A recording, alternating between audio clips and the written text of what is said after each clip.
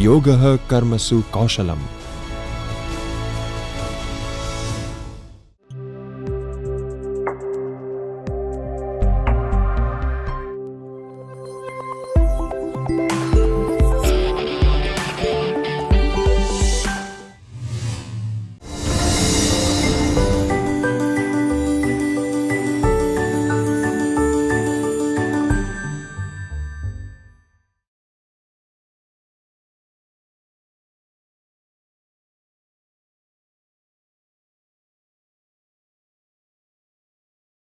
Moving on to section 4, which focuses upon basic design and assessment sequence. Now let us look into the basic design sequence of curriculum designing. What we require first is the statement of need, which would require student community. Then we would require statement of goals, which can be general to specific. Then design for instruction and assessment, implementation and assessment, and revision as and when needed. Now focusing upon the assessment sequence, it starts from an assessment program, which requires a statement of goals, which again requires an analysis of needs, which then requires the design of an assessment protocol to be taken into account. Statement of outcomes do not exist from many curricula and many courses. When outcome statements do exist, there is often a gap between stated performance goals and assessment. There is often a gap between stated goals and what is taught. They often focus on content and not on critical thinking and learning skills. In other words, in course and curriculum design, it is best to resist the pressure that many of us feel to discuss assessment before we have agreed on the goals for the program or course we will be reviewing. Obviously, we will need to identify goals before we can have a meaningful conversation about assessment or about content and structure. Furthermore, when the focus is on assessment, we often feel threatened, which can undermine the sense of common purpose that any effort needs. Starting with a consideration of how to facilitate effective learning will establish a rapport among everyone involved that makes for a successful team effort. The process reduces the stress because it facilitates getting where we want to go in far less time and with much less frustration. Moving on to the process for the development of educational programs. Now let us look into two basic factors. One is the basic planning inputs and other is project specific factors. Looking into the basic planning inputs, which are project specific, what is important is field of knowledge, students' knowledge, attitudes and priorities, social needs, research, and educational priorities. Insofar as project-specific factors are concerned, curriculum projects require accreditation requirements, credit restrictions, fiscal and staff constraints, effectiveness of existing programs, and course projects requires goals, time available, that is to the faculty member, resources, student factors, related research, granting, and scheduling options. The model is less complicated than most of its type, and it requires less time between inception and implementation than others. The costs involved are also far less. In addition, it can be shown through a number of examples. It can be used to design and implement courses, curricula, and other instructionally related projects such as workshops and seminars. The model has two basic phases. The first one is project selection and design, and the second is production, implementation, and evaluation. Like most models, it is generally sequential, requiring that certain steps be completed before others begin. However, the linear nature of the process is somewhat deceptive. Ideally, some actions must precede others, and certain decisions should not be made until all relevant facts are taken into account by the faculty members and the course designers. Moving on to the last section, that is section 5, we would be discussing upon linking goals, courses, and curricula all together in order to make a curriculum which is based on the needs analysis done for the students in order to allow them to compete in today's market. Now, as we teach our courses, we tend to lose sight of the fact that each course is but one element in a learning sequence defined as a curriculum. The closer the relationships are among courses, curriculum, and planned out of class activities, the more effective the learning experience will be for our students. So, whether you are working on the design of a single course or of a curriculum, it is imperative that you keep in mind the relationship between the two. Quality education does not happen by chance. It requires careful planning, skilled teaching, and overall structure that ensures that every student has the opportunity to reach the goals of the program in which he or she is enrolled. A quality education requires a level of orchestration seldom found at colleges and universities, and also the active involvement of a faculty that is paying a great deal of attention to structure, content, and process. Now let us look into the goals of curriculum. In general, the goals of a curriculum evolve from the total of the instructional outcomes associated with three elements which all students should reach by graduations. All students should have basic competencies no matter what program they are enrolled in. Looking into the underpinnings of a curriculum, the basics that all students require is those basic survival competencies that are to be mandatorily acquired by the students at the graduation level. Those discipline-specific competencies all students should have on graduation, and the specifics by individuals would require the challenge, that is, how to ensure that the elements of a curriculum combine to make these goals attainable. Students should have discipline-specific competencies related to the core requirements, usually the humanities, social sciences, and natural sciences. Students should also have discipline-specific competencies associated with major and minor concentrations and elective courses. To ensure that every student reaches the required level of proficiency in each area that has been identified, several major tasks must be accomplished. The basic competencies for all students must be developed and approved by the institution. These competencies must be stated in terms that are measurable and demonstrable. A comprehensive plan must be developed to ensure that the basic competencies are learned and reinforced throughout the time a student is enrolled in an institution. Each disciplinary area responsible for a portion of the core curriculum must describe learning outcomes for the relevant courses that are congruent with the required competencies. For these courses, a common set of assessment techniques and instruments must be developed. Appropriate learning outcomes and assessment techniques and instruments must be developed for each required course in the major and for all electives. Looking into developing a cohesive curriculum, a curriculum must be developed sequentially, beginning with an institutional statement of goals and ending with the assessment of each student prior to goals and ending with the assessment of each student prior to the graduation and after. As you move through the design process from defining general goals to developing course goals, and then unit by unit objectives, statements of the goals become increasingly specific.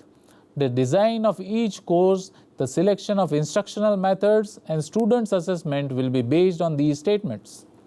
In the process of moving from a statement of goals to deciding on and implementing a program, relating individual courses to the curriculum require careful planning. If, for example, speaking skills are identified as a basic competency that every student must have by graduation, public speaking must be initially taught and then reinforced, and no student should be able to graduate without receiving appropriate instruction and practice in this skill. Courses must be analyzed to identify where this skill is or can be taught, and curriculum must be structured so that every student has the opportunity to acquire speaking skills. In this case, the relevant courses will most likely be smaller ones or the small discussion sessions within courses with large enrollments.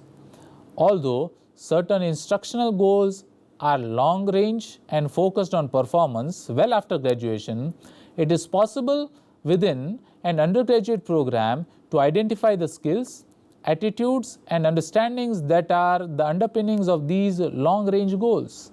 However, it is a major mistake to take any published list of basic skills or competencies and accept it for use on another campus without revision. Not only will the specific items on such a list vary from institution to institution, but the definition of each item will vary as well. The final list of competences, their definitions, and how they should be assessed must evolve on each campus. Faculty ownership in the process is an essential element for success. Looking into the employability skills profile, now, there are certain critical skills required. There are 3 sections basically. First is the academic section, then there is the personal management skills, and then the last one is teamwork skills.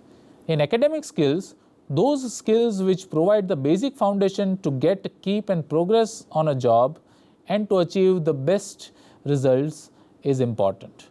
Insofar as personal management skills is concerned, it is the combination of skills, attitudes, and behaviors required to get, keep, and look into the progress of a job and to achieve the best results. And the teamwork skills would require those skills needed to work with others on a job and to achieve the best results. Employers need a person who can communicate, listen, read, write, and understand effectively in general. Employers also need people who demonstrate positive attitude and behavior, who have high level of self-esteem and confidence, who are honest, who have a sense of integrity and personal ethics, a positive attitude towards learning, growth, and personal health. Initiative, energy, and persistence is also required. And in teamwork skills, employers need a person who can work with others, understand and contribute to the organization goals, understand and work within the culture of the group, plan and make decisions with others and support the outcomes, respect the thoughts and opinions of others in the group, exercise give and take to achieve group results. Insofar as academic skills are concerned, the think factor is also important. That is to think critically and chronologically, to evaluate situations, solve problems and make decisions, understand and solve problems involving mathematics, and using other areas that are concerned insofar as problem solving is concerned, use technology. Now, insofar as personal management skill is concerned, the higher amount of responsibility is required, which would also involve accountability for actions taken and adaptability. And in teamwork skills, you need to seek a team approach as an appropriate yardstick, lead when appropriate, and also listen to others when needed. The entire curriculum designing, therefore, in a nutshell, is all about how to develop a curriculum involving a course and a syllabus for the betterment of students in general. At the end, it can be said that curriculum design is a very tricky process as it involves philosophical, social, and administrative factors of a program, and as a result, one should be aware of various perspectives and its impact upon the learners after the completion of the program. Any curriculum should be holistic in its significance and purpose in order to inculcate in the learner the knowledge, attitudes, values, and techniques that have cultural relevance. Therefore, prior to designing a curriculum, one needs to look into the works of Stenhouse, Brin and Candlin, and Stern. At the end of it, I would say that it seems important to state that long-term goals of education, for example, ability to think clearly and independently, develop scientific temper, developing aesthetic sense, improving social competence and tolerance for an appreciation of other religions and cultures should be a part of educational philosophy, because it would be a stepping stone towards a more rigorous and holistic curriculum. I would like to thank you, Vishal, for really scholarly discussion and deliberations on curriculum design. The points which you have covered here are, I guess, they are talking about philosophy, they are talking about the approaches, they are talking about exactly is behind design of the curriculum. Exactly what happens is, as a student or as a teacher, what we see is we see in black and white, or maybe we see it on websites, yes, a curriculum. And generally we are given a curriculum like a guidebook or like a handbook. We look at it and then we try to follow it. Many a time there are complaints from many of our fellow teachers or fellow friends or peers that it is very difficult to match the curriculums in given time frame. It is very difficult many a time, and there are teachers who say, okay, we can easily do it, we can meet the curriculum, we can complete the curriculums, we can complete the syllabuses, whatever is assigned to us in a given time limit. Yes. Exactly. Curriculums are designed in different ways that we have seen. There are various examination bodies or there are various universities who just talk about learning outcomes, that this is what you should learn and we don't want to give you any syllabus. This is what we expect from you. Maybe sometimes exams like IELTS, what they do is they say that we would like to know your skills. We don't want to give you any curriculum, but this is what we expect from you. If you know this, come, go for a test, and after the test we'll certify whether you have those skills or not. Sure. So there are various approaches, there are various things which happens in curriculum design and in the field, and I'm very happy that Vishal has really very meticulously covered most of the aspects which are related to curriculum. Vishal, generally what we do is on behalf of our viewers, on behalf of our participants, I try to take one or two comments or queries or questions so that they may understand things in detail. Sometimes they are not covered in the module by many of the experts. So here there is one thing which comes to my mind is that exactly when we go for curriculum design, there is a need of going for need analysis. Yes. Because if you don't do need analysis, many a time things exactly really what you need, you don't understand many a time. But here I want it from you that exactly what do you understand or what do we understand by this need analysis? Will you help us? Yes, sir, sure. The problem with regard to the concept of needs analysis is that we don't look into the mindset of the learner. We look towards what teacher wants to teach, and we actually decide our curriculum or our course or our modules in terms of teachers' perceptions about certain topics. Or teacher-centric maybe. Teacher-centric. That is the basic problem, sir. Now, needs analysis can be bifurcated in two ways. It can be needs analysis in general, and more importantly, target situation analysis, wherein you are into that situation, into that zone, along with the students, because socio-cultural background of the students will be very different. Very true. The group here that we have in most of our colleges is heterogeneous. Very true. So the problem is, how do we evolve a process in which needs analysis looks into perceptions about the learner? That is the first thing that we need to do. Very true. Then we need to look into their needs and areas that are to be emphasized, particularly with regard to what kind of language do they need in terms of their approach towards the market that they are oriented into. Very true. For example, if they are going into a commerce area or in any industry, they would not be required to learn or teach or go through texts of William Shakespeare. They would have to go through business communication in general. So teaching them Shakespeare or teaching them Shelley would be of no use. Thirdly, the method of information collection also is very important. The way in which you teach a student in humanities, you cannot teach a student of engineering. So those are various areas that we need to look into, and the mannerism, the timing of information collection and dissemination has to be very proper in terms of needs analysis. So we have to understand needs analysis in a more holistic manner. Right now what we are focusing upon is what we as teachers are comfortable in teaching, and not looking into what the market actually wants from the people who are coming out from the education industry. So if I take it like this, when we talk of need analysis, we should look at from three angles. Yes, sir. One is the requirement of the people who are going to hire them. True. That means suppose somebody is taking a course in humanities, then we have to look at future prospects where he can be hired, and then we can look at the requirements, whatever he will be required later on when he'll go for a job. True. So whatever skills or whatever things will be required by the future employers, then looking at that perspective, that means the requirement after completing the course and requirement in the market, in the society. That is one. Another one, if I look at then the requirement of the students, because see, they also have some perception in their mind when they join a course. So it may be that they have something in mind that if I join this course, if I'll do this course, I'll learn this, or I'll be able to do this. So that also we have to look at. So that is also another segment. And the third segment is the people who are going to execute. So the person like us, teachers, professors who are going to deliver that curriculum in the classrooms. So their angle is also very important. That is to be looked at, that how it is to be executed. There may be many other things which may be important when we go for need analysis, but I think these are the three important pillars of need analysis. Very true, sir. After this, what comes to my mind is, suppose there are 100 universities in one place, or we look at 100 universities, and then we would like to look at their curriculums. And if we would like to evaluate the curriculums, that how design the curriculums, or how the curriculums can be evaluated, if anybody is interested in evaluating a curriculum, what are the important factors one should keep in mind when they evaluate? Yes, sir. What we can look into is, first of all, we need to have a particular aim about what we are going to teach.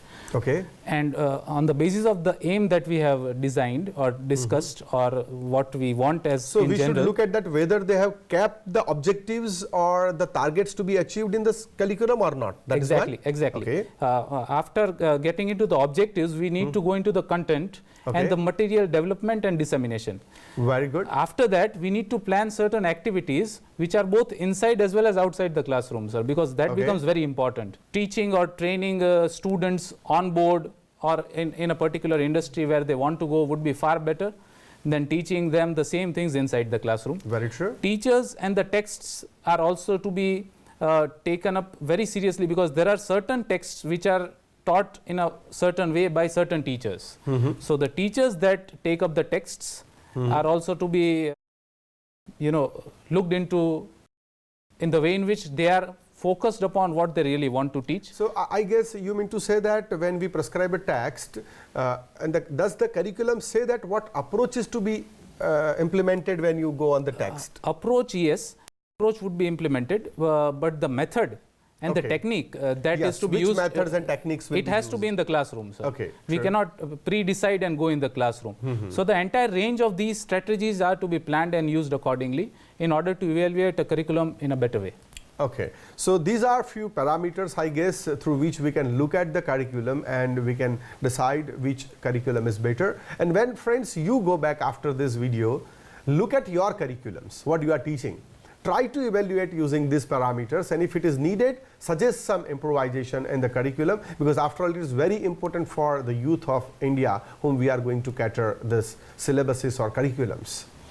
What exactly curriculum is concerned with? Exactly what are the concerns of curriculum? Yes, sir. So that is the very basic of curriculum. Now we are getting into the very base of how to actually develop a curriculum. True. It is concerned with basically planning, implementation, evaluation, management and administration. Okay. And therefore, by focusing upon everything or every aspect that I just spoke upon, we can therefore believe that there are numerous syllabi within a curriculum which has to have a link in order to make it more fruitful and result oriented. Yes. Wherein learning, teaching is at the center and everything else revolves around the process. So, sir, it is more importantly a process product approach rather than just a product approach. Very true. Friends, some of you may be thinking that you are not there to design a curriculum, and why we are talking about curriculum design.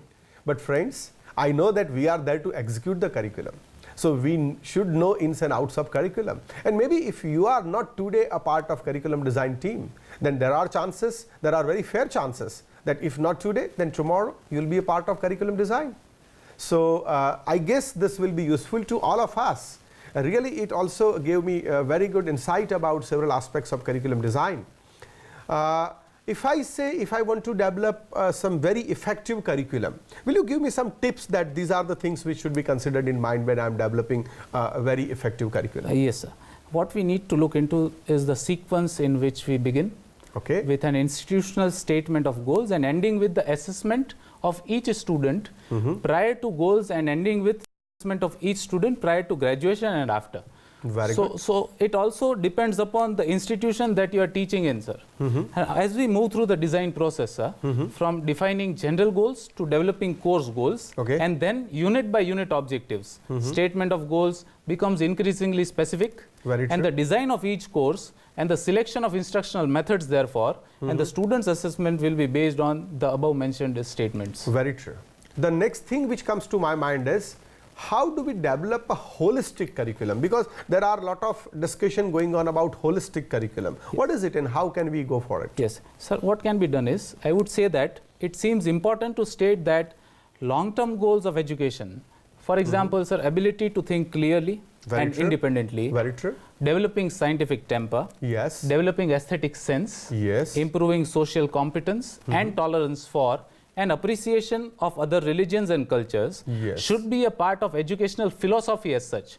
So we can design a curriculum by basing that curriculum on an educational philosophy which is holistic, because it would be a stepping stone towards a more rigorous and a holistic curriculum wherein students would be benefited at large and even outside the classroom. Very true. Because after all, this molds their minds. Yes, sir. And that helps them in understanding other people or understanding society, yes, understanding culture and developing oneself. So friends, curriculum really holds very much importance in our education system.